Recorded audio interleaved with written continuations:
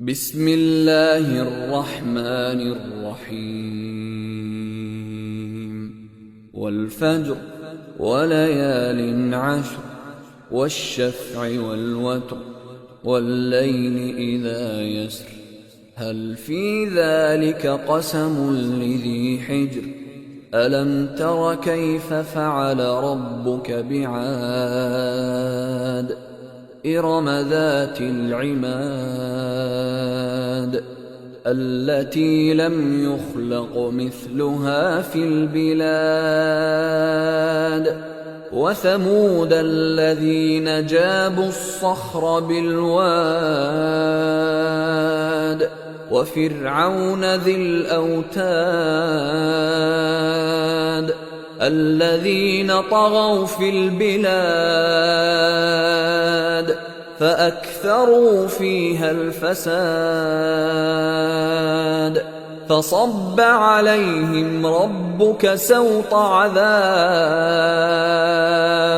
إن ربك لبالمرصاد فأما الإنسان إذا ما ابتلاه ربه فأكرمه ونعمه فيقول ربي أكرمن وأما إذا ما ابتلاه فقدر عليه رزقه فيقول ربي أهانن كلا بل لا تكرمون اليتيم ولا تحاضون على طعام المسكين وتأكلون التراث أكلا لما وتحبون المال حبا جما كلا إذا دكت الأرض دكا دكا وجاء ربك والملك صفا صفا وجيء يومئذ بجهنم يومئذ يتذكر الإنسان وأنى له الذكرى